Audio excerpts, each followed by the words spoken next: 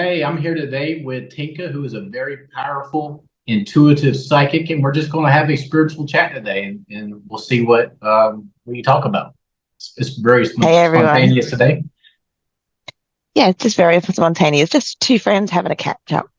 Yeah. So, do you want to go into your background and tell people about yourself? So, where do I start? So, I am a psychic medium. I am a witch. I'm a mum of three. For me, I guess I've always been intuitive, but it's always been pushed aside because people around me haven't been believing.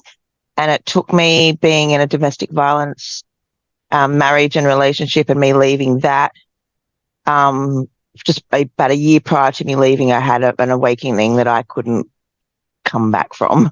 It was just like, okay, I'm here now. I can't go back to that. And from then on, everything's just kind of been snowballing since. So, um, yeah, I'm really just loving living my life authentically and doing what makes me happy and not giving a shit what everyone else thinks about what I'm not to. So Hey, I it's a concur with nice that. place. It's a nice place to be. It's a very nice place to be. Yeah, yeah, I concur with all of that. Like we just got to do what we got to do and mind or stay in our own lane, and who cares what the world thinks? You know. Oh, So absolutely. I mean, people are making a judgment on your life yeah, or what you're doing on a snippet, like a millisecond of what's going on in your day. And they're also looking at it through the perception of their own eyes and what they're own personally going through. yeah, So what they're actually looking at isn't even a clear vision of what's going on anyway. So they're being fed misguided information that they're taking and running with it. So yeah. that's why I'm just like, my opinion, other people's opinions of me are none of my business. I really don't care. Have your opinions, add to it if you like, make it more interesting because I don't give a shit. I don't give a shit. It's Here, just, here. yeah, like I'm just like, I just don't care. I just don't have the time for it. And it's taken me a very long time to get to that point where I just go, I just don't want to. I just don't have the time. Boom, you're gone. Boundaries are powerful. Boundaries are so amazing and they're hard to implement. But once you start implementing them, mate, you can become like Fort Knox and anything that doesn't feel good to you, no, it's Yeah, gone. There's no maybes or what ifs or I'll see how it goes. If it's not a definite yes, it's a no. Simple as that. hey, I agree with that. That's praise like some of the best advice I've heard in a long, long time, and it does make sense. Yeah. So talking about trauma and stuff, sometimes it just takes trauma, doesn't it, to awaken the spiritual part and aspect of us, of ourselves, to awaken the beast within, right? Yeah, absolutely it does. That's exactly what happened with me in my Yeah, marriage. yeah, Um, there was sexual abuse, there was emotional abuse, there was controlling aspects on every angle. The only things I had control over was my hair because I was a hairdresser and I did my own hair, and no one told me what to fucking do with my hair. I don't care who you are. Even my bosses didn't tell me what to do with my hair. This is my hair. This is my head. I'm doing what I want. And the other thing I had control over was food. So around the time in 2016, beginning of 2016, when I really was kind of awakening and couldn't go back, I was also in the middle of anorexia. And I ended up getting down to 45 kilos when I left my ex-husband. I was skeletal. Um, I basically looked really mouse-like in the face, like everything was all drawn in and pointed and all my collarbones stuck out. You could see all like the veins in my arms. It looked disgusting. I felt terrible. I looked terrible, but it was the only thing I could control was food. So I would go 2 or 3 days with not eating, yeah. and I would eat enough to stop the dizziness, and then I would go again 2 or 3 days. Wow. Coffee and Coca-Cola were my best friends. They were pretty much my caffeinated diet, getting me through the day. Um, but I was having visions before I left him of me leaving in a body bag. nearly every night for 6 months, I was having visions of me leaving in a body bag. And then I'd found out that he was cheating on me and using his penis as a profile picture. And I kept that quiet to myself for 8 weeks and pretended like nothing was going on, even though he was still doing all this abuse and all this controlling and all these aspects on me. And I was just like, oh my God, like, what do I do? And then one night he just accused me of cheating on him again because he was projecting. And I was like, you really want to go there? Because I'd gone through his phone. He put a code on his phone and I figured it out the first swipe. Like, I'm psychic, bitch. Yeah. Wow. And I was just like, and so I took photos of his emails that he Yeah. was getting on these things and I kept it and I showed him all the photos. And I walked out and that night I never went back to him. And that night, the visions of me and the dreams of me dying in a body, getting escorted out in a body bag, I'm getting goosebumps now, stopped. And I never had them again because it was like, if he doesn't kill me, I'm going to kill myself because I'm starving myself. And I couldn't do that to my kids. So it's just like, I have to leave. And it killed me to leave them there. But I really had nowhere to go even for myself, let alone taking 3 kids with me. But I just knew that I needed to get out. I needed to make that break. And from then on, like the next probably 3 years was pretty tumultuous. I got into a relationship with a girlfriend. She was a friend for 13 years and then we ended up hooking up with each other for 2.5 years. And it was a full rebound relationship. But she gave me something that I was lacking in that relationship with my ex-husband at the time. So there was a healing aspect to it, but there were so many red flags that were just popping up just like him. And I'm just like, ignore them, ignore them, ignore them.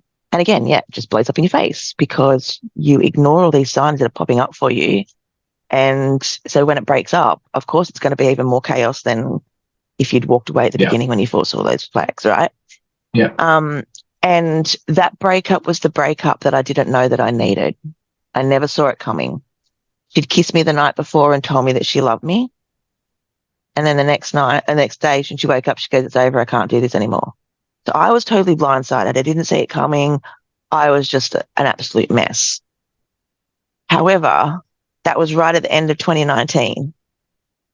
And then that kick-started my inner work, my inner trauma, my shadow work, facing my fears, like facing who I am, how I'm showing up in relationships, how I'm showing up for myself. How do I feel about myself? So even prior to COVID kind of really kicking off and starting to kind of get into that lockdown mode, I pretty much put myself into lockdown mode end of December and locked myself away of all of January. I was in my room pretty much sleeping when I wanted to sleep, just like concentrating on me. I had a mentor, Makeda, that I was speaking to. I was journaling. I was doing things. And by all means, that wasn't the defining moment for me, but it was a massive step for me in actually owning my shit and owning the fact that, yes, I've done drugs. Yes, I haven't been the best person. I've stolen. I've done this. I've done that. I had to own up to everything. I like to say this phrase, I like to go 8 Mile on you or go 8 Mile on your ass. Well, I end up going 8 Mile on my own ass. If I tell you all the bad shit about myself and everything about myself, what have you got? You got fucking nothing. You don't own me. You don't have anything over me because I've already owned that. I've already had my own speaks with those chats with those demons. I don't need your opinion on them. Yeah. So anything that you say to me is just going to be like Teflon and just slide off. But that was for me. The next 6 months from that was just the massive moment for me. Like there was just epiphany moments, messages coming from spirit. It was so much stronger than ever before. And it just really catapulted me into finding out where I was. And mind you, while all this was happening, mid-June, or about mid-June 2020, my housemate had told me that he was in love with me, and I told him that I didn't feel the same way. So he called me a cunt. So I Wow. slapped him across the face. Then Yeah. he spat on me and pushed me with his belly. So again, I slapped him across the face. I packed my shit up, what I could, into my car, and I went and stayed at a friend's house. And for the next 7 months, I was couch surfing between two friends' houses. So while I was going through my really dark night of the soul, like I was like everything, I didn't have a place to live. I had no kids. I had no fixed address. I had none of my belongings. I had everything basically packed into my car. I had shit scattered everywhere. Like I was a fucking mess. But while all this was happening, the spiritual awakening was actually what kept me on track. And I know that sounds bizarre, and I know that No. sounds like kind of crazy, but while all this crazy chaos and all this tower moment was fucking happening around me connecting to myself and to my intuition and trusting it and believing it and not dismissing it anymore was so Yeah. empowering, and it gave me the strength to get through it. And when I would say things to friends, go, oh, I think this is going to happen. And they're like, oh, bullshit. And then it would happen. And they're like, holy fuck. And I would start tuning into a psychic show here. And I would they would be doing readings. And then I'd be going, no, this is what I feel. And before they got a chance to say something, before they spoke, I thought what I had felt, and then they confirmed it.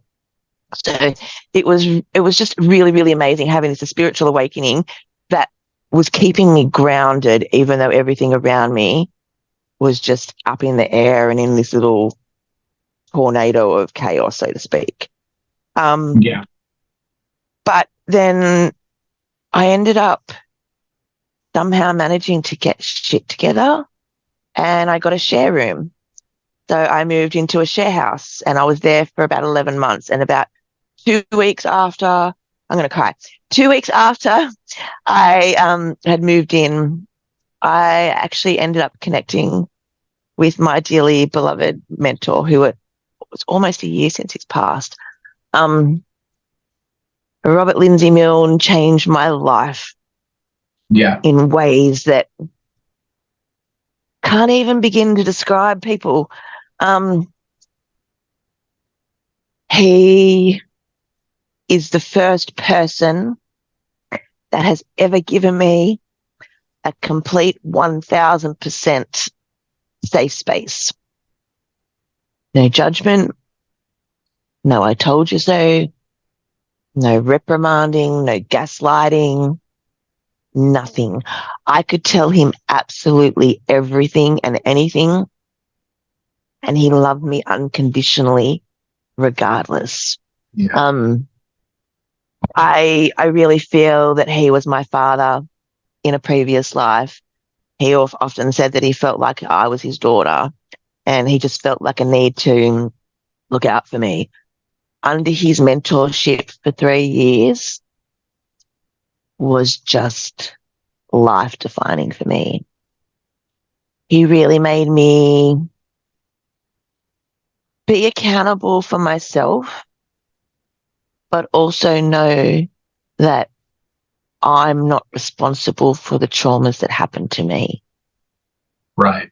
And my biggest trauma, and I'm not even talking in regards to my ex-husband, because even though that was trauma, I've already dealt with that on so many levels.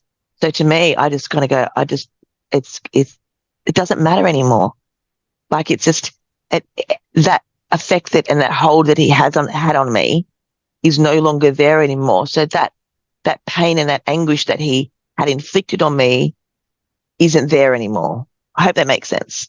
I hope that It makes sense. makes sense. Absolutely. But the biggest wound that I've carried is my inner child womb healing.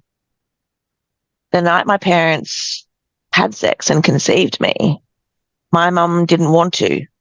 However, she said yes. So here's this woman who didn't really want to have sex, but she ended up saying yes anyway, and they did. And then she finds out she's pregnant. Just straight away, oh my God, they're Yeah. not married. A baby out of wedlock, are you fucking mad? Holy shit. So, they were married like 3 months later. And I was born like 7 months later after that.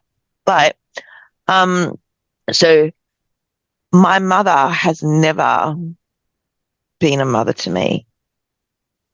And I know people will say, oh, that's not true. She's looked after me. She has cared for me. She's done her motherly duties, but she's never been a mother to me. And I grew up in a household where it was just my mum and my sister and I. And my sister and I are 10 months and 1 week apart. So I was only 6 weeks old with the baby that she didn't want when she found out she was pregnant again. So now she's going to have 2 babies under 20 months. Wow. That's a lot. Yeah, That's a lot. It is a lot. So, and then a couple of years later, mum fell pregnant again, and that baby died. Now there are conflicting reports about her death.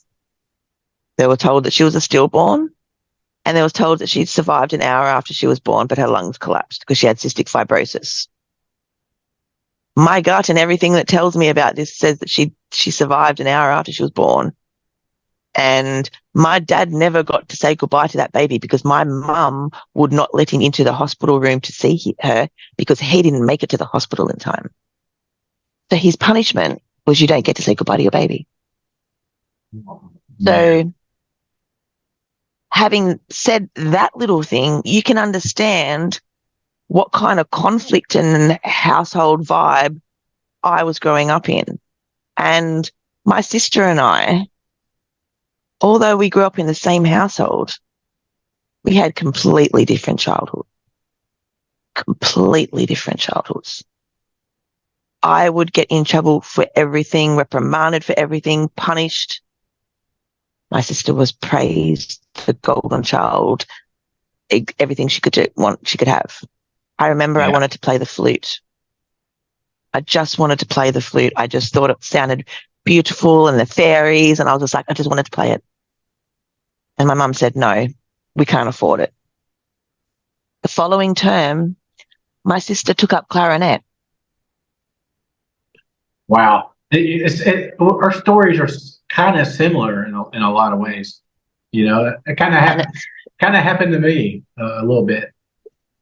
So that's crazy. That's crazy. And this is the kind of stuff that would go on throughout the whole time. I was working my first hairdressing job, and I went and got my ear pierced up the top, and I was so excited because I was like, I paid for it myself. And my mum saw it and said, if you don't take that out, I'm going to fucking rip it out. And my mum doesn't swear. She'll yell and she'll scream in your face and she'll be like this, but she doesn't swear. And so I took it out, and then I went and got the opposite side pierced because I knew she'd remember what ear was pierced. So she'd kept looking at this ear, seeing that there's no earring there. So I went and got the other side pierced. 2 months later, she went and paid for my sister to have her ear pierced up the top. Oh, wow. No way. That's wow. Wow. That's I'm sorry that happened to you. Wow. Yeah. Like it's just all these little things. And, like I left school at the end of year 10, and my mum's condition was you either have to have a full-time job or you have to have an apprenticeship. Otherwise you're going to year 12. So I was working at Macca's part-time. So I went and actually asked them, can I work full-time? And they're like, yep. So I actually went and started the hairdressing apprenticeship just before I went full-time at Macca's. And when that didn't work out at that salon there, I ended up going back to Macca's and working there for 2 years. And then I got an apprenticeship and left. So I actually didn't have to go back to school. But when I was working, because my mum was only a casual teacher, in the school holidays, she wouldn't get paid. So I was only paying $10 a week board, just, minimal. I wasn't earning a lot. Like I was only earning like, maybe, 3 or 4 shifts a week. But back then it was probably like $300 was like, it was a lot, but, like it's still, anyway. And so I was paying her $10 a week. And then so in the school holidays, because I was getting more shifts, I said to her, for the school holidays, I'll put it up to $40 for you. So you've got an extra $30 a week just to contribute to like the groceries and things like that. When school went back and she got another year's block of teaching, I'm like, okay, I'm going to put it down to $10 again now. She goes, no, you put it up to 40. It's staying at 40. Yeah. Now, then when I moved out at home at 17 live with my ex-husband and his family, my sister was working full-time and she was not paying any rent. So I've had a lot of issues with my mother over the years. And I think the worst part of it was like, okay, so I know I don't like comparing, but my sister, she had breast cancer. I understand mum being there for her, wanting to go through all of that with her. I had a hysterectomy, and because my ex-husband forced himself onto me, 2 weeks afterwards, I got a hematoma bruise that ruptured. I had to get medical board approval for them to give me the medication again without having to open me up for more surgery. So instead of a 6 to 8 week healing period, it was 18 to 20 week healing period. My mum visited me one time that whole healing period. Yet she made it to every single appointment on my sister's cancers and, left school early and took time out of school for that. Now, I'm not asking her to come and see me every day. I wasn't asking that. Once a week, once a fortnight, ring me up, ask me how I am. But there was nothing. It was like I didn't exist. And unless I went to her house, she would never come to our house. Yet she would drive past my house, which was 45 minutes away from hers at the time, to go to my auntie's house, who lives 3 hours away, but she still couldn't call in to see me on the way or the way back. And then when I left my ex-husband and he got an apprehended violence order put on him for domestic violence and sexual abuse and harassment and everything like that, she didn't believe me and she took his side. Let me interrupt you if you mind. Yeah, go for it. Let me adjust my seat real quick.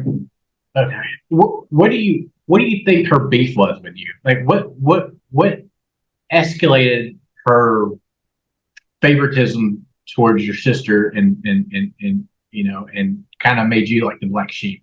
What escalated up everything? Look, I think there's a couple of things. I look like my mother. Not so much now. I'm changing. Because I'm going through my awakening and I'm having another, I've just gone through another awakening again. But because I'm going through all these healing and I'm going through all these changes and I'm healing for me and the generations, not because I want to heal for her. I'm doing this for me because even though it's not my trauma, it's my responsibility to heal myself and to fix that and not to carry that around and not to hold that against her. However, I looked like her.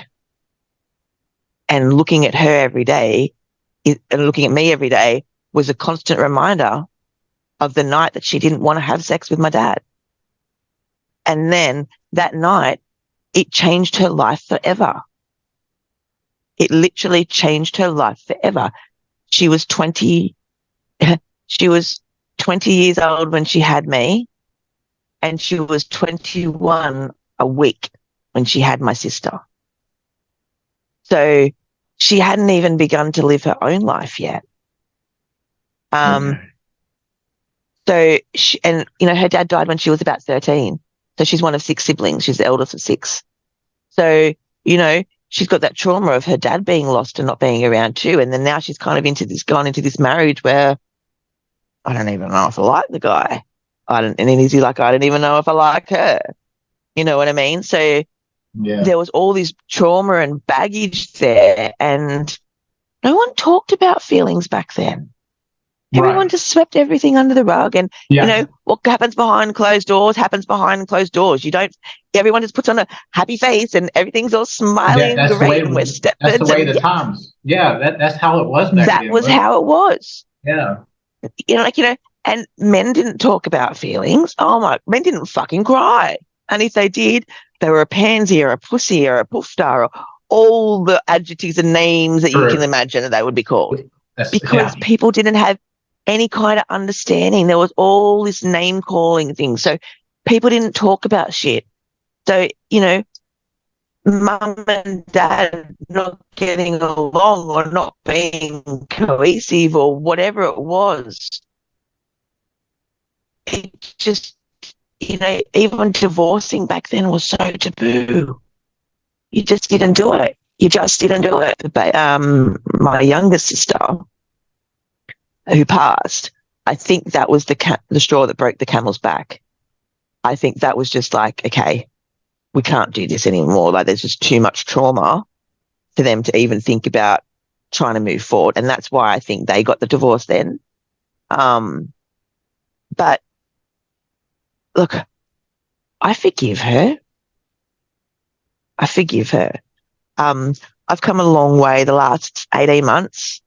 I've really been focusing on inner child womb healing, going to Yeah. women's circles, doing my own healing, connecting with my own guides, and really like sitting with how I feel about things.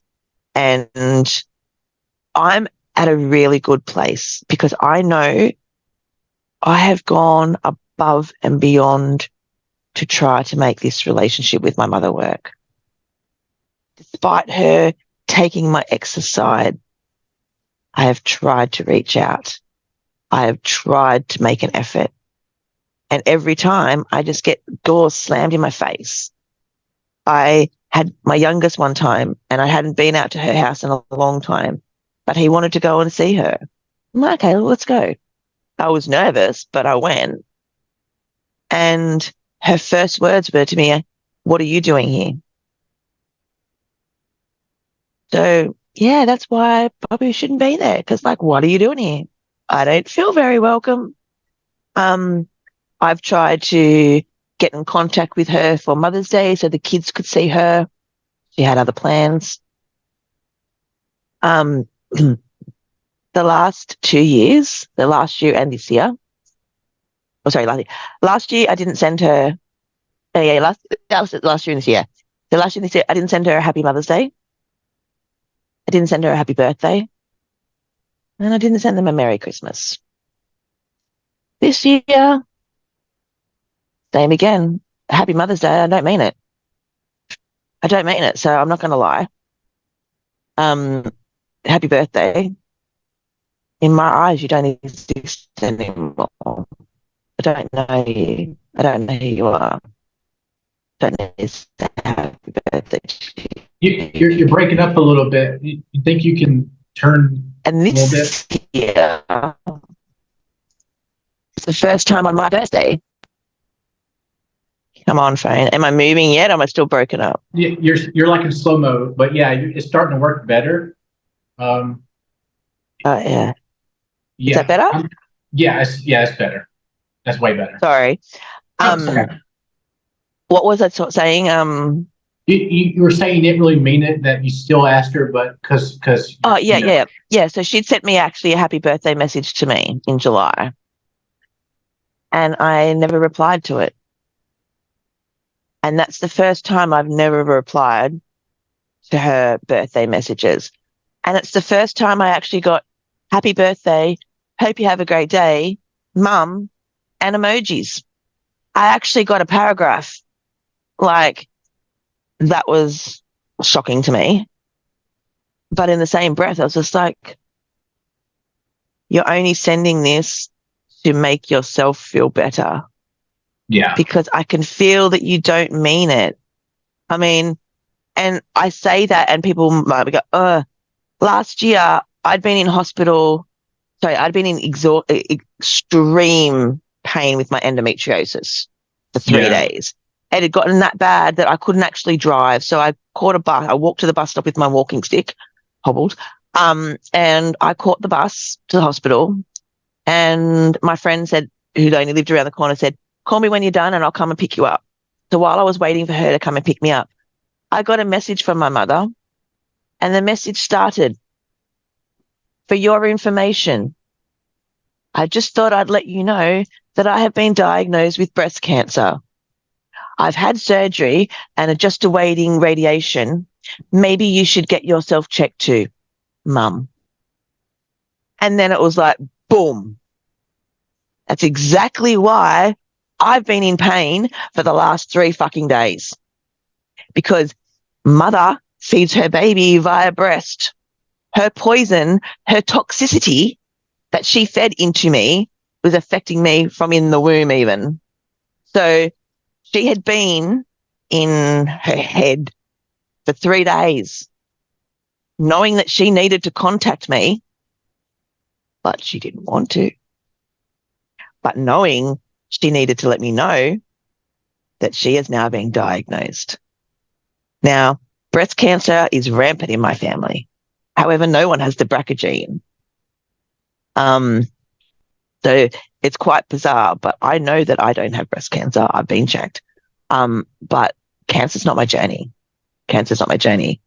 But in relation to like her having the breast cancer surgery and her cutting the toxins away, I know that when I have my surgery for my endometriosis, which I'm still on the waiting list for now, that's going to be the last puzzle piece of connection to her. Everything else I've healed, everything else I'm fine with. I've told my kids that when she dies, I'm not going to her funeral. I don't need anything from her. I don't want anything from her. I've said my goodbyes for me, not for her, for me. And it's up to you guys what you want to do. I'm happy to support you guys what you want to do. If you want to go, go. If you don't want to go, that's okay too. I'm not forcing you guys to do anything that you don't want to do. My mum's mum, she passed away 2 years ago, only on Saturday. And we'd had her memorial in the January, and I hadn't seen like my mother in a long time. She came within 1.5 meters of me the whole experience. And the only things she said to me were, hi, how are you? And goodbye. And I was just like, that was the final straw for me, going that, no, I'm done. Yeah. I'm done.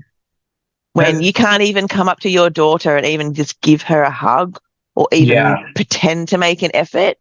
Right. And when your husband, my stepfather, he came up and gave me a hug.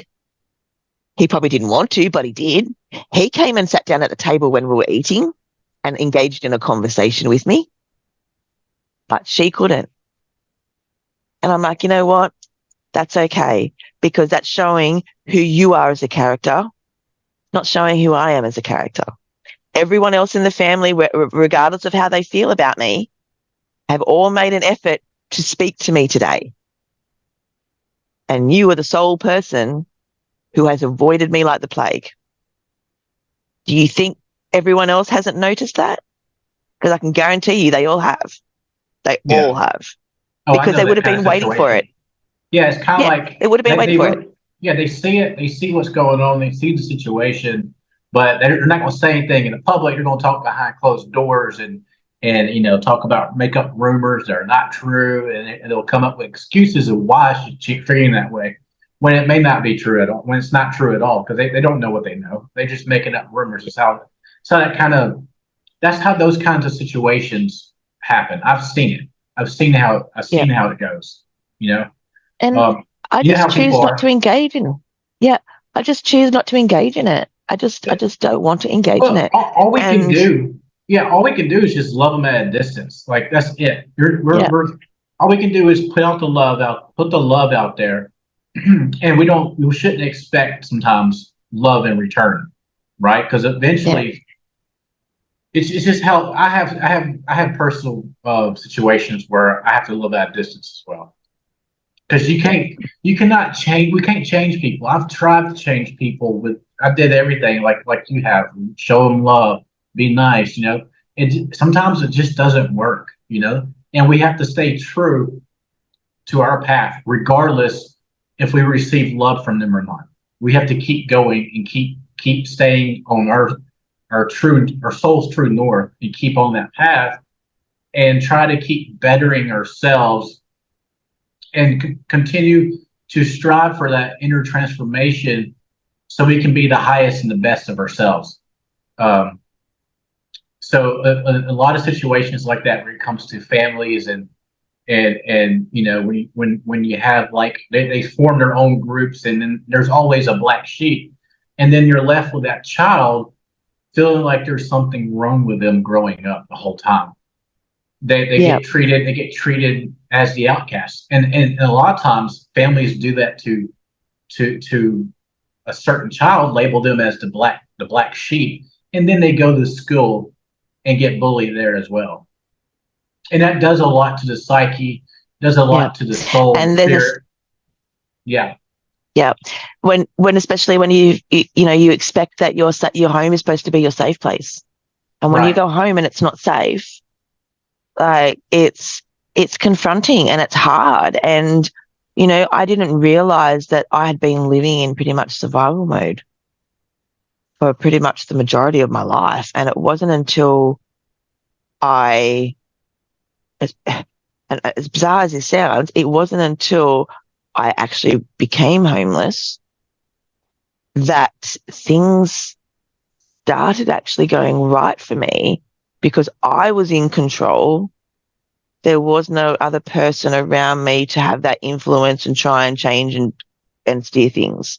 So whether that's been a partner, or whether that's been parents, or whether that's been family, like, because I was in the driver's seat, I started steering things where I needed to go and where I needed to be, and things started getting so much easier and so much better for me.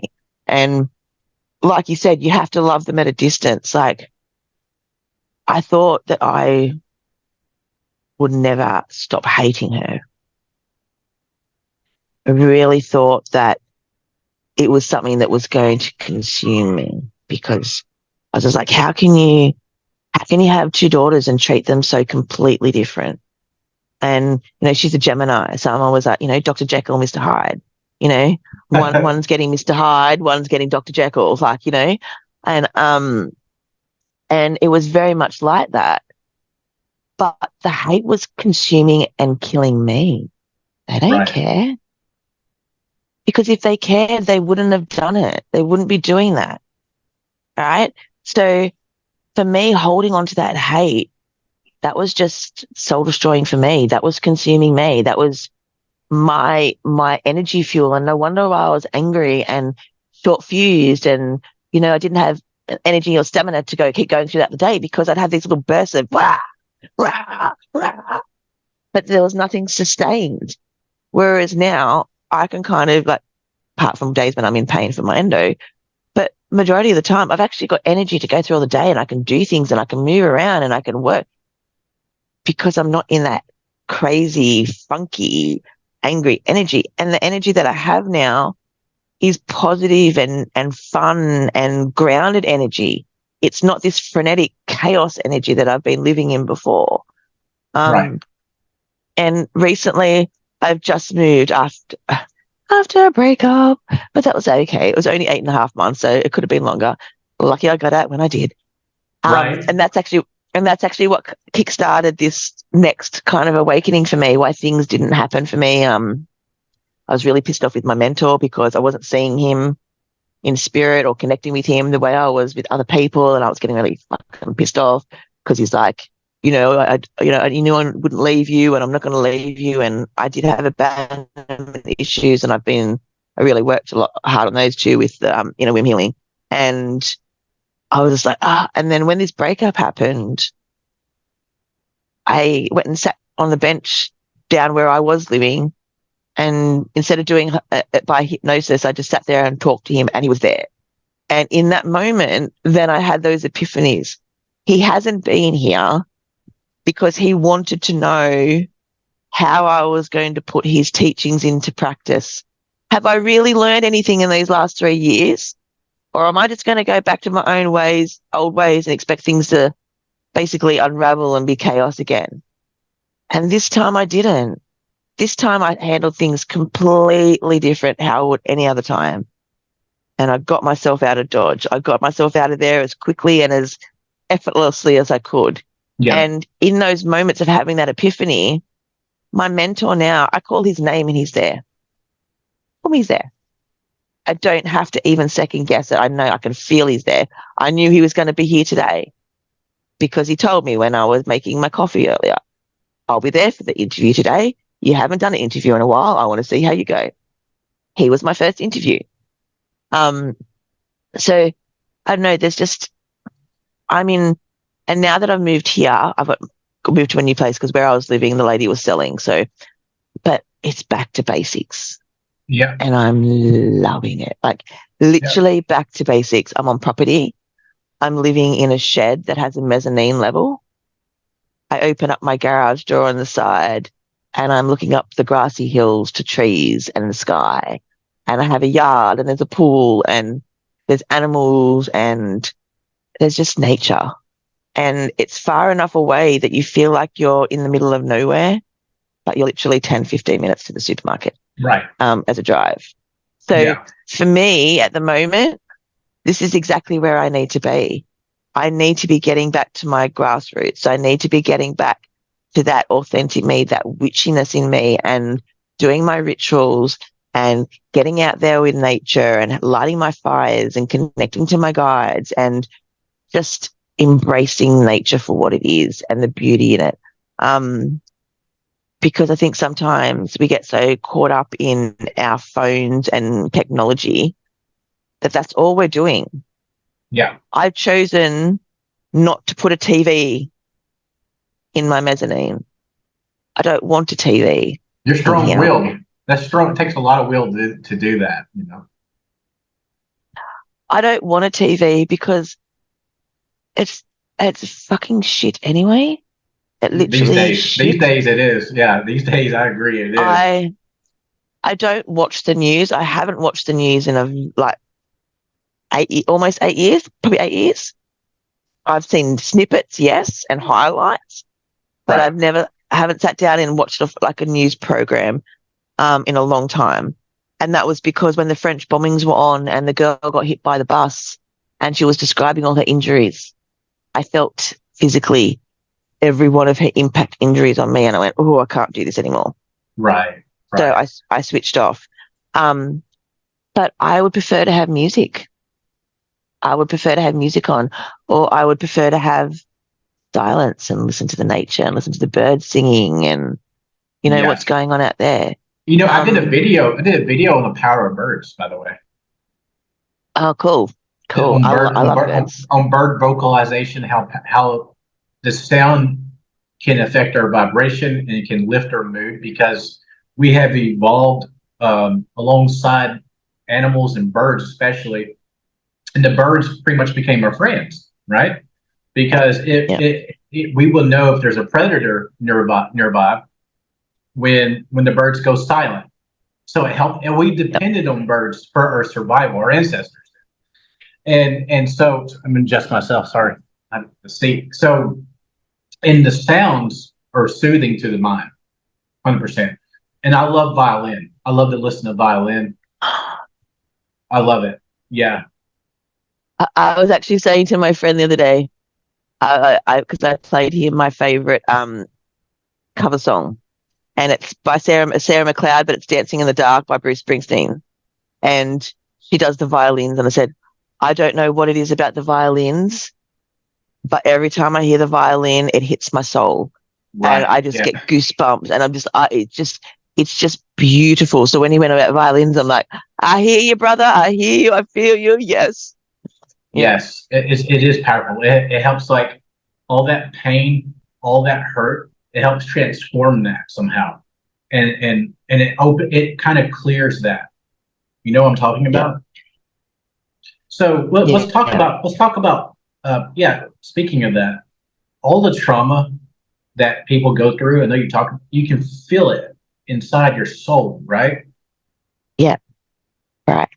Tell me ways how to clear that besides the violin, like how to utilize that energy because you can use alchemy, spiritual alchemy, to transform that energy and to help clear your chakras, Yeah. right?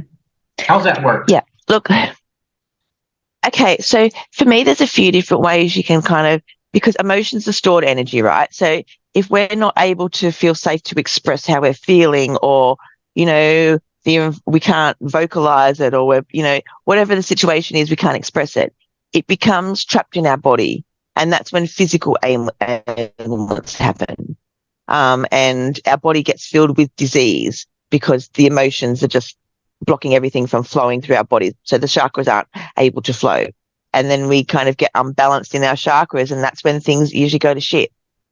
Um, and you'll know, like for yourself, like if you go to speak and your throat all of a sudden chokes up, your throat, you need to clear your throat, speak what's on your mind, don't hold back.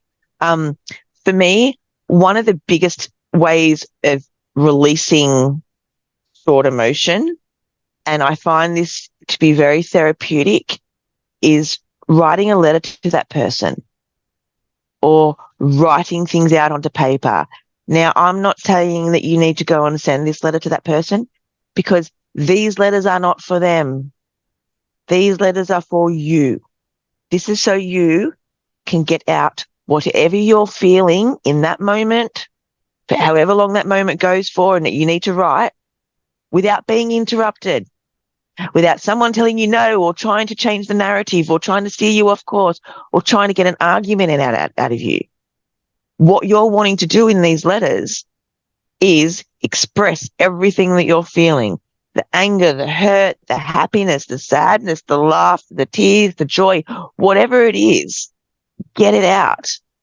And you'll be surprised, just by doing that, how much freer you feel within your body. Now, is it going to fix it 100%? No. But you keep doing that over time, and it gets easier and easier and easier. I did that with my mother. I wrote her a letter. It was 8 pages long or something, 8 pages. I wrote it through streams. It was scroll, like I could not see the pages. I put it away for 2 weeks, came back out, read all over it again, rewrote it out, went live on my group and read the letter out, and not a single tear was shed. Because when I wrote that letter, everything that I was feeling and I wanted to say to this woman for so long was poured out into that letter. All that Yeah, emotion was there. So when I read it back out, I'd already dumped that baggage. I'd already released that, let it go. So this time, reading it was actually really healing, because I was just like, wow, I actually got through that and I didn't even shed a tear. Wow, like that's amazing. And it's taken me a very long time to get to this point now where I can talk about her and not cry, and talk about things that happened with her and I that haven't always been well. And you know what? I haven't been the best daughter. I haven't been the easiest. You tell me I can't do something. Hey, you want to make a bet? I'm going to go and do it bigger and better than you ever thought I was going to do it, just because you said I can't. right. So Exactly. I was rebellious. I was pushing buttons too. I wasn't an easy person to live with. I'm a double fire sign, mate.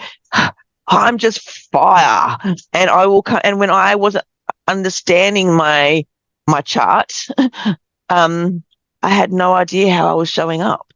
And I remember What's someone your saying to me, what is your sign? Can you tell us your sign? "Okay, all right, so I'm a Leo, Oh but I'm an wow. Aries Yeah. moon. Oh god. Oh So wow. I have the logical. So I have the logical Leo, Yeah. and then I have the emotional Ram, and they're Yeah. going at it. And then I'm Cap Yeah. rising. So I look like I'm okay on the outside, but inside Yeah. everything's a fucking shit fight. And it Yeah. could not be described more perfectly than how I am. And until I understood part of my astrology and how I was, I didn't realize that I was walking into rooms and burning people. Yeah. And it wasn't my intent, but I was walking in and burning people before they burnt me, and I didn't even realize that I was starting all these fires. So Yeah. in hindsight, a lot of my issues with my mother, I probably most likely started because I was going in there on the defensive. I was going in there on the attack. I'm going to get you before you get me. I Yeah. don't play those games anymore. I Right. just choose not to engage in those games anymore, and I don't play them. And plus, Um, as a Leo, Aries moon, and Capricorn rising, you you can draw from that sun, that vitality to heal yourself too, to renew yourself, yeah, to draw from that energy. So that's probably what you discovered. You've learned how to transmute that negativity that weighed you down, that weighed your soul down, and transform it into positive energy, and get a lot of that negative stuff yeah, out. and see, and by transmuting energy, like like it's passion, it's creativity, it's getting that, like your sacral chakra is orange, creativity is burning fire, like that's when you can use that. If you're angry, go and get a canvas, get some paint, throw some paint at it, flick paint at it, like get your hands in there, go out and Exactly. start building something. Use that energy to create something rather than destroy and destruct something. And that way you're actually transmuting that energy into something good. It's something Um, beautiful, like you said, a Dancing's a canvas, a great, art, a yeah, masterpiece. Yeah. yeah, yeah. Um, a I'm actually going to go and show you my picture. I Okay. did this one night, and I was like, I I didn't use any paintbrushes. I used a spatula. I used a screwdriver, a feather quill, and then I used the palms of my hands, my fingers, and I created this painting. And it's the first painting I've ever actually named. Okay. I'm going to go get it. Okay. Take your But time. Yeah. to me, I was just like, I was just in this moment. I went, I am just feeling this, and I got so focused in this painting that I didn't eat, I didn't drink, and my housemate at the time, he was talking to me, and I couldn't hear him because I was just so focused in Yeah. this little zone. I'll be back. Okay.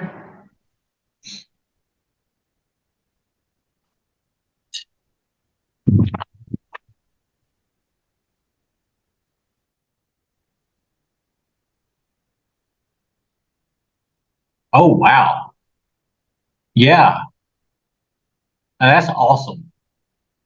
I can see So I to see the, me, yeah. Yeah. I get a bit closer. Yeah. Banshee. Wow. Yeah.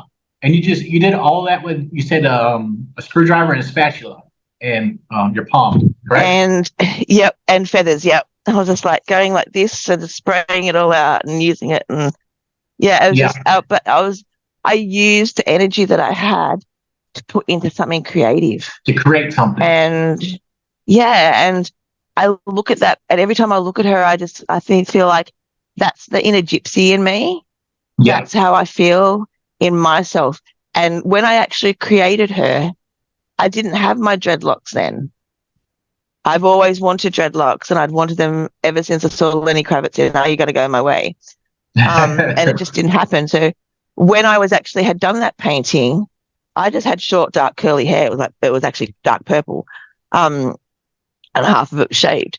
So I feel like it was almost like me going, this is actually happening for you now. You're going to have that hair that you want. You're going to have that, like that inner gypsy, that inner banshee, that wild woman that's in you. She's going to Yeah. come out. And I love the way that she looks like she's sashaying towards you. It's like a Yeah. still picture, but you can almost see like her body moving in the I picture. can feel, I could feel that energy from that Yeah. painting. I could just feel it. You could feel the energy. Like I can And feel it through here, through this phone. I can feel that energy. That's crazy. and I love that you say energy, because Yeah. before I did this painting, I got on my bike and I had my speaker and I had my basket. And I'm like, I need to go out and get some nature things to create with. So I was talking to spirit in my head. I put my phone on random and I'm asking spirit questions. and the song titles or song that's coming on is answering my question. And I was just like, oh my God. And, I was just like, everyone knows that I get feathers from spirit. Like, come on, guys. Like, I need something a little bit more tangible than a feather to know that I'm connecting with spirit out here, like, and all these messages.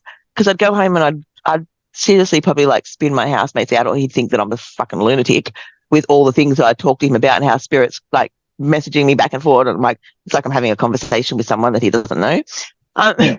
And then so I was just like, I need something more tangible. And I had found a golf club. And I'm like, hey, let's go clubbing. Not really what I wanted, spirit, but okay. And then I was riding up the hill and I had to adjust because the golf club was slipping out of my hand, and I stopped. And where I stopped, there was a Pokemon card on the ground. And so I picked it up and I turned it over, and the card had energy written on it. Wow. That's like some Randonautica stuff, ain't it?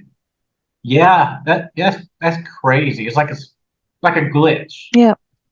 Yeah. Wow. And I was just like, here I am wanting a sign from spirit that was more tangible to show you that I'm talking with them and this is legit. I'm like, oh, here you go. Here's a card with energy written on it. If that's not a fucking sign, I don't know what is. Yeah, that's literally the spiritual manifesting into the physical. That's what that is. And even a couple, it's crazy because even a couple, must have been maybe about 4 or 5 weeks ago, my best friend, she lives about 6 hours away from me, and one of her best friends had passed away, and I just wanted to be there for her, and I couldn't get there. And I was just like, oh my God, darling. I said, I'm giving you like the biggest, squishiest hug. I love you so much. And then she goes, I looked down on the ground and there was a business card. She bent down and she picked the business card up, flipped it over. It was my business card. How? It was my business card that I had got made 2 years prior. The first one that I made, because the email address was on it was wrong. So I didn't use that, but she got one because she wanted the first one. Now, Tracy is like me. We change our rooms around. We move things around. She's moved house 3 times since we used to live next door to each other. And she was the one that I was homeless and couch surfing with. So for 2 years, she's moved 3 times. I said to her, I'm giving her this big squishy hug. Mm-hmm. She sees a business card on the floor in her room, picks it up, turns it over, and it's mine. Right. Wow. And I'm just like, I don't know if we're like 5D time hopping right now, or if there's like some kind of like telekinesis, telepathy. I don't know what's going on, but there was some kind of transportation there. Like I said, I left my calling card so you knew that I was there. Yeah, a lot of. But it's pretty amazing. Yeah, it is. That happens a lot now, too. Ever since, so you said your transformation really took place 2019, 2020. Am I right? Like Dark Night. That happened. Yeah. That happened for a lot of people. Then we had 2 lunar eclipses in the same month. And then we had the Great American Eclipse or solar eclipse, or the Great Solar Eclipse, whatever it was called. It was supposedly like 400. Every 400 years, you'll get that type of alignment, and then you get that over America. You get that X looking thing, or that right down the middle. It's crazy. So and you see all these weird weather patterns, weird events. You see the literal upheaval of the Earth itself transforming, right? You see these floods that shouldn't be floods. You see the fires that shouldn't be fires.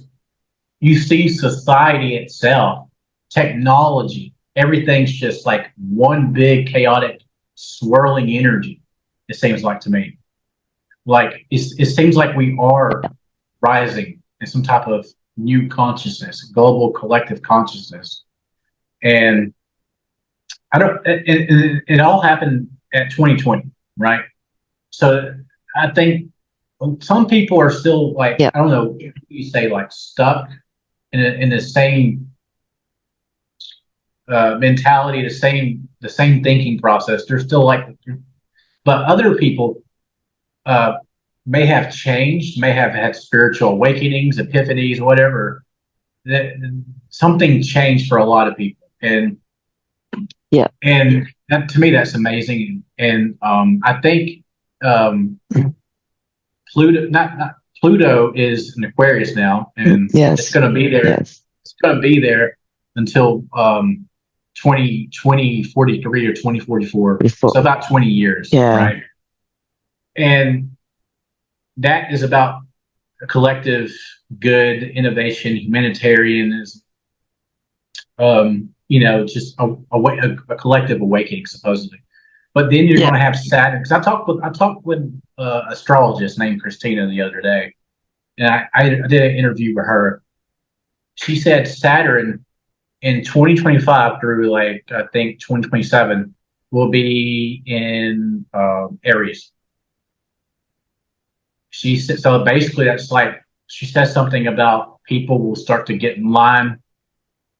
They'll all get on one, like, one track collectively with the influence of Pluto. So I don't know what that means specifically, but So yeah, I was saying, like, with everything that's happening with the Pluto and Aquarius and things, and people awakening, a lot of people want to awaken, but then that means that they have to face up to the fact that their lives, how they know it, is no longer. It's like everything that they thought was true was not. And so for a lot of people, that's really hard to face, going, oh my God, everything, my whole life feels like a lie. Well, no, your whole life hasn't been a lie. You were just conditioned to believe these from the people around you and society and the governments and things like that. So I think people need to remember that when they are awakening, they need to be gentle and kind with themselves, because other people have all been through this journey too. We've been in the same position as you. We've been through that, like, that turmoil of going, oh my God, I'm going crazy. Oh my God, I don't believe this. Like, I'm not in alignment with this anymore. Things that you used to believe in, you don't believe or resonate with anymore. Things that you used to love irritate your soul on a different level than now. This is all part of the alignment. And I feel like this Pluto and Aquarius is going to fucking shake shit up. And all the shit that falls away is going to be the breakdown of the Hollywoods, the breakdowns of all this child trafficking and slaveries and third world countries. Like, why do we still have third world countries when we have countries that have billions and billions and billions of dollars? There's no need for us to be living this way. Why are they restricting us from wanting to farm our own foods?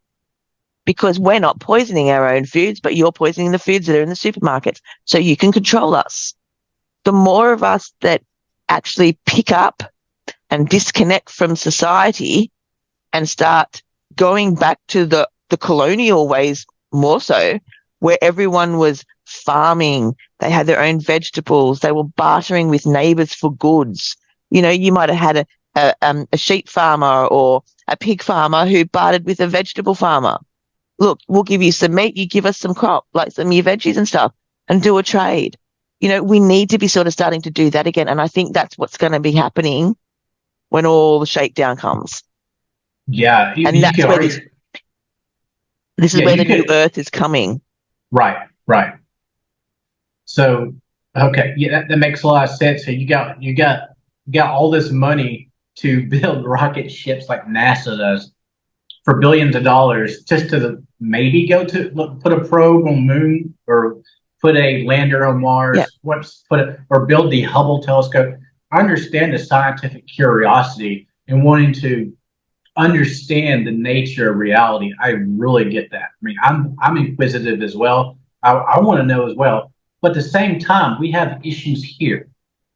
We have issues that can easily be solved if we just, get, some of that money and maybe feed the poor, the homeless. Like you said, we shouldn't have third world countries anymore. That should be, like, obsolete at this point. But here we are, still in the same predicament that we have been in for God knows how long, right?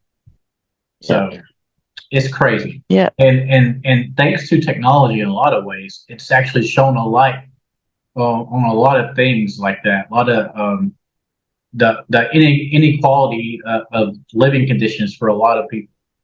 So I think Yeah. that's part of I it mean, as well. the fact that there's so many out there that don't have basic things like running water, Right. shelter, like it's it's uncomprehendable. Like to think that, and then you have these celebrities and these billionaires that are going and spending 30,000 plus a night on a hotel room. Like it just my mind is boggles at that. Well, And I mean, they're not all bad. They're all just not they're all not all bad. billions, No, not all billionaires, not all celebrities are bad. That I think it has no, to come down to like the legislation and how the actual system works for the citizens. yeah, I think there are things you can do to make it a more equal playing field for the masses. Um, yeah, it's not their fault that a company or a studio and producers pay that kind of money. It's not their. I yeah, mean, who would? I mean, I've got to be honest with you. I would take that kind of money. I mean, who wouldn't, right?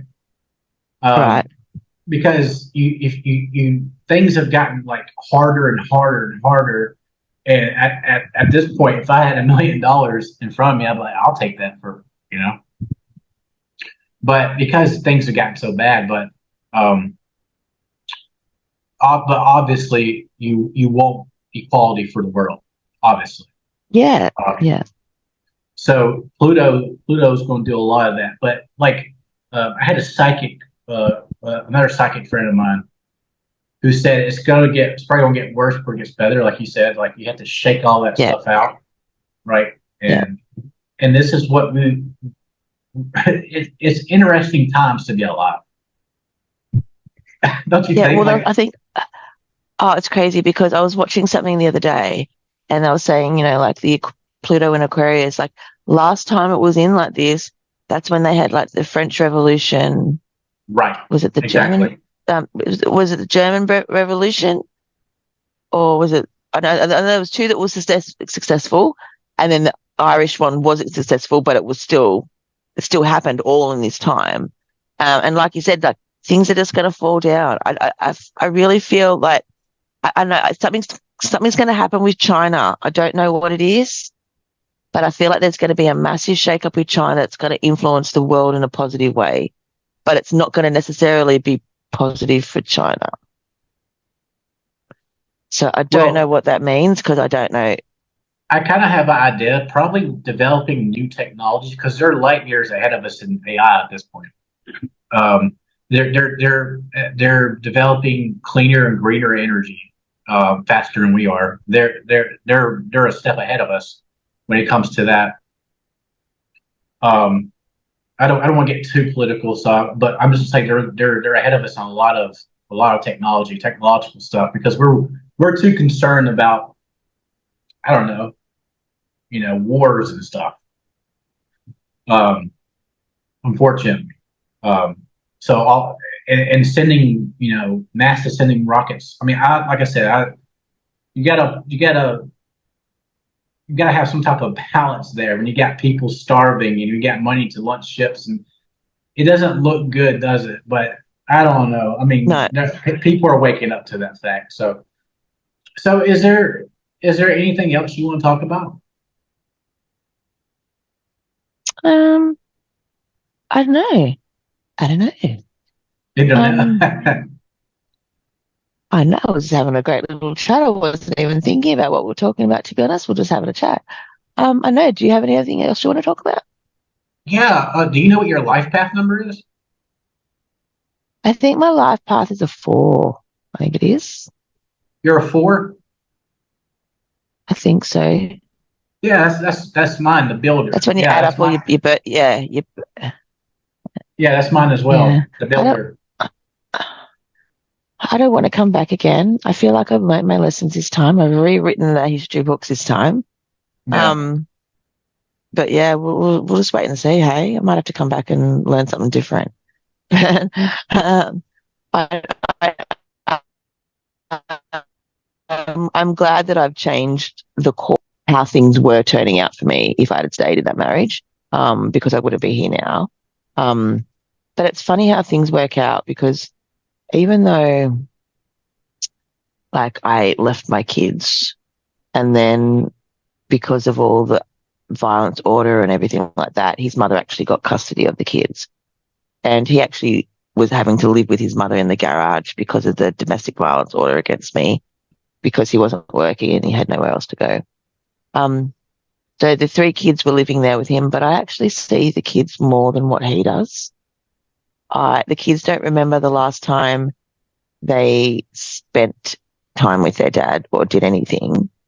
And even though it's been fucking hard not living with my kids and not having them under my roof and putting them to bed every night and feeding them and doing the mum things that I should be, I have the best relationship with my kids now because they can see how I was and they can see where I've come.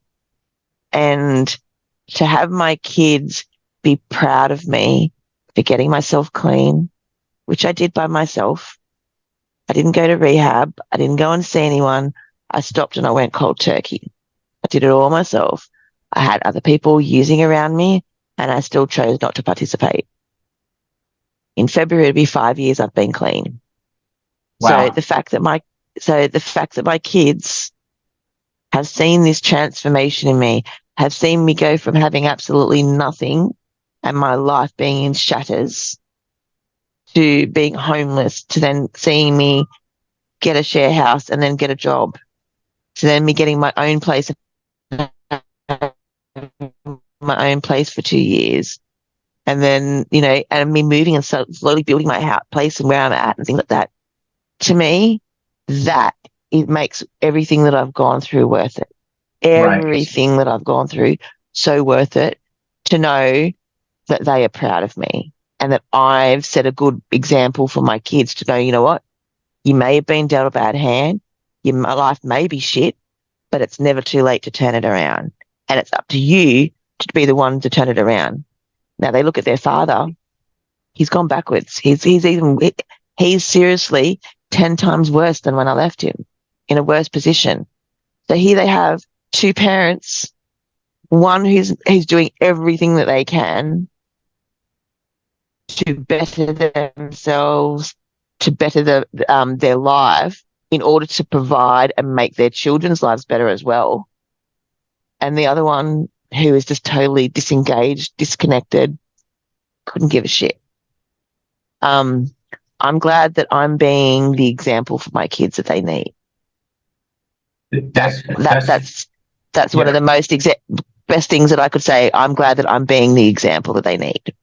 That's powerful. Everything you've been through, all that pain, it transformed you to become the best version of yourself you can be. Because nobody, to be Yeah, honest, nobody's perfect in this world. I mean, you have some people that pretend to be perfect. They're not. Everyone has flaws.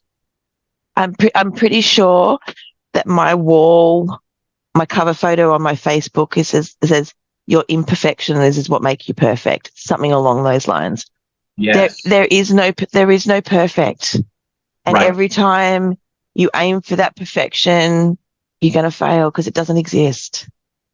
Perfection doesn't exist. Everyone has flaws and quirks. Every one of us. Everyone has a good and a bad side and everything in between.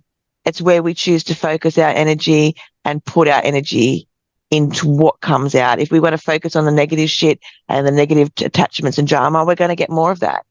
If we start focusing on the good things that make us feel good or make us feel happy or are setting our soul on fire, we're going to get more positive and more of that energy coming back to us. So we really need to start controlling our own destiny a little bit and creating that joy for ourselves because you can't rely on anyone else to do it for you. that's true. That's very very true. So, so before we um, get off here today, Yeah. what does can you define what magic means to you?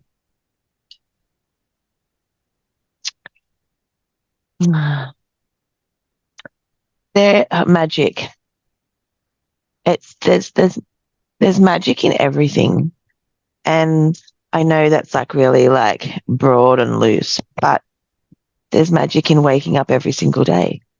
Not everyone gets a chance to do that. I love sitting out there and just watching the butterflies like float around on the grass from here. That's magical. Um, what's magical is connecting with my spirit team, my guides, my little magical moments of epiphanies.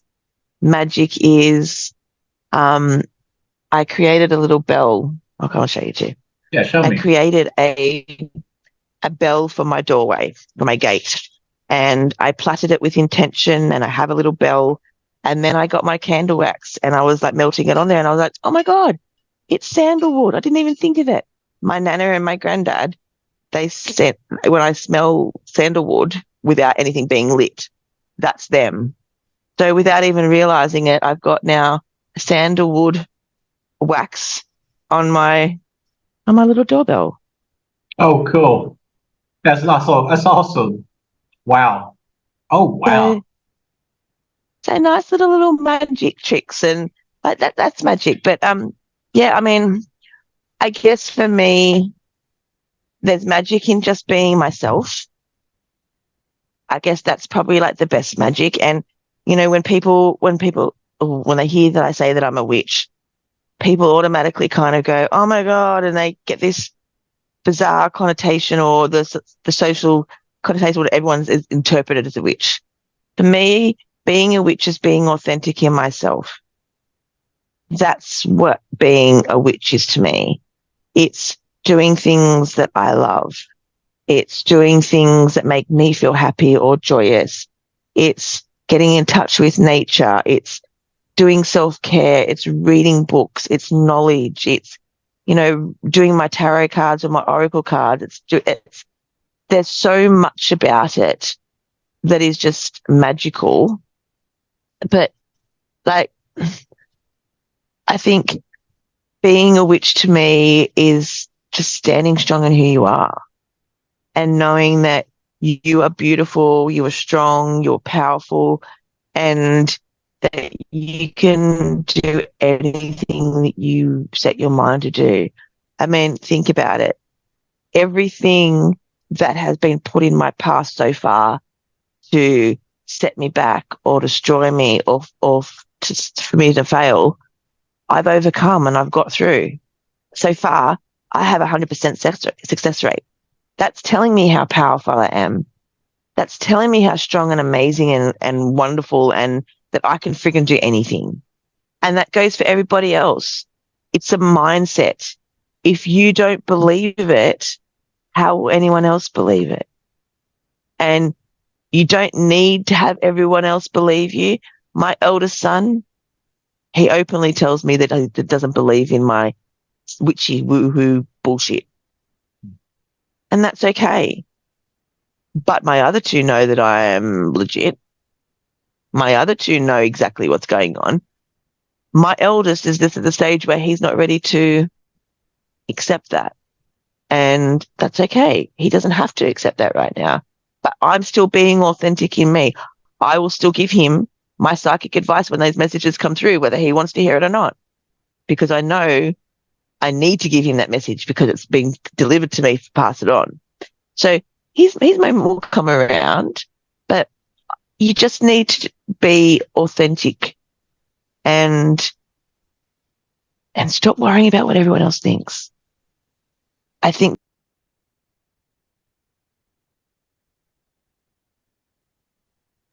The volume. Uh-oh. oh, am I back? Yep. Sorry, I had a phone call There coming you through. I'm go. like, oh. That's okay. Yeah. Yeah. So what was I saying about being authentic? I can't think now. Be true to yourself, or like I think you said something about being is nothing else matters for being true and authentic to yourself. I think that's what we're about to talk. Yeah, like don't worry about what everyone else thinks or what everyone else is doing. If you stay focused in your own lane, then you don't have to worry about anyone else's bullshit or drama infiltrating yours. Right. And you can keep your energy and your focus all clear and where you want to go rather than having to take on someone else's bullshit and all their crap They want to pile in and muddy your waters. Keep your focus clear and just focus on you and do what you want to do. True. So if somebody wanted to reach out to you, I know I'm part of I'm in Yes. your group, Tinka's Spiritual Belly. So that Yep. they can go there, Yep. right? So at Yes, Tinka's, they can go there. right.